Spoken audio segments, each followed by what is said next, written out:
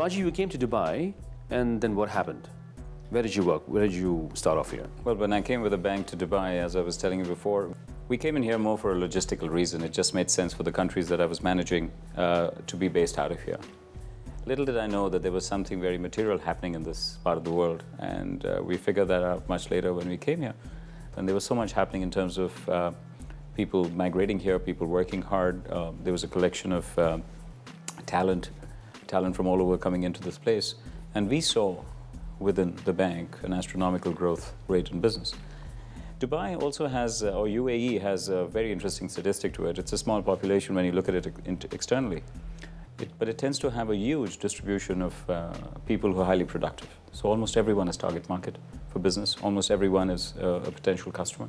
So in some ways, it's a great opportunity. It seems small, but it isn't as small as people think it is. You were in Egypt, for example, India, now in Dubai. Did you always want to be, was it a choice when you came to emerging markets? Did it happen by chance? How did it work with you? I'll be honest, I'd like to give myself the credit today that it was really by choice. To be honest, in the 80s when I started, it was everyone's dream to, when you work for a company like the one I was working for, to get to the headquarters, which were really in the US. And it was pure coincidence that every market I got into was an emerging market. And by the time I reached 2005 in the UAE, I was scheduled to move on to my next assignment within another 22 months, which this time in London. And I realized I didn't want to do that because the world was going to change. The world was changing. It was happening. It was still, those were still the boom times. The financial crisis hadn't hit us. So you decided not to go to London. So what did you do after that? One of the opportunities that really excited me, though it was very scary, I have to admit, it was an opportunity to join the group in Singapore, which was the Fullerton Group out of Temasek, to set up financial services enterprise. And I was one of the initial 4 or 5 people who were approached to come out and look at being a part of the earlier group, the initial group. We opened up offices in 300 cities, made 800 branches in 2 years, and we set up in largest... 2 years? Yeah, we did this in about 2 years, and we're now 5 years in the operation.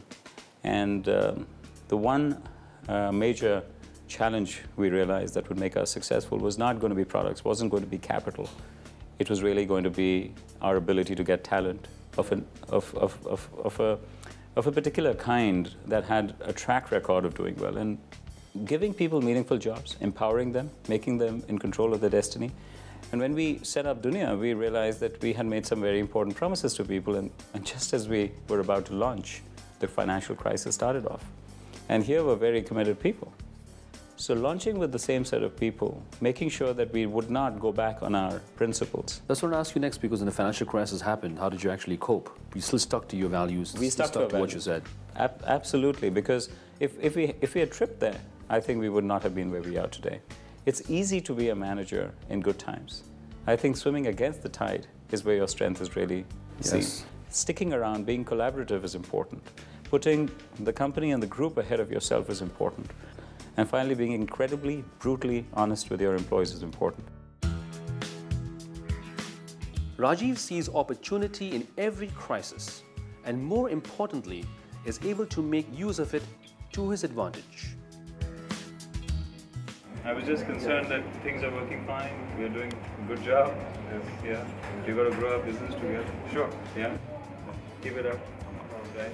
At the first, you think about it. I mean, why should a financial company start up in a financial crash? But the thing is, we trusted in the CEO, and it was a challenge. And he promised that he'll take care of each person who is on board. So he did, and he really kept his word. For instances where most people will just, see as obstacle and give up. He just sees opportunity, and he surprises us all the time. He empowers his people as much as he can, and gives them wonderful opportunities to grow within the organization and for personal development. So that's just one of the key qualities about Rajiv that make him such a great boss. Rajiv, when I came to your office earlier, I saw you have so many awards you've won. The one that I remember is CEO of the Year in 2009. There are so many. But from all the awards that you've won, which one are you the most proud of? The one special recognition that I feel particularly excited about was when we woke up one early morning and This was in Gulf News, and we were recognized as one of the top service providers in the A category. They just created an A category list, and we qualified with some of the very leading and established brands, and we're ranking ahead of it. But nothing like getting a soft recognition on doing something for the customer. We have an internal slogan. We don't talk about it. We believe we want to be the best place to work in and the only place to bank in. Now, it's a little bit of creative license because we believe people must have choices. So we don't retain them because they have no choice. We retain them because they want to be with us. What advice would you give to a new entrepreneur who's just starting out now on a new business? I think it's very important to be humble. And humility is a virtue that is not very common. Try not to get hubris in the way. Try to be very basic in what you do. Try to focus on your core competence. And if you are building technology, make sure you do the best. In the long run, it is going to pay back for you. If you get in a person, get in the best. And best is not always most expensive, but someone who's not good can be hugely expensive.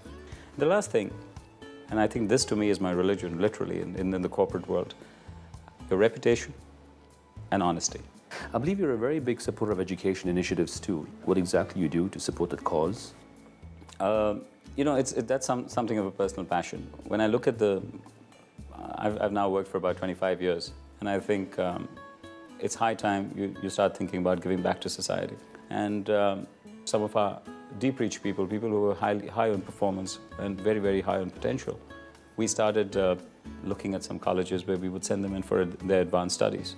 So I've done a combination of things in colleges in Turkey, colleges in Egypt, colleges in India, my own colleges that I come from, here in the UAE, in Pakistan, Singapore. And I was just lucky. I just like addressing people. And if we have to leave a world which is going to be richer than the one that we were in, we have to create a way by which people who are not as fortunate as we were also get benefits of education, live healthy lives, come out of poverty. Because I think there are very many entrepreneurs, very many capable people in the millions and millions of people who sometimes don't realize their own worth because they don't get an opportunity.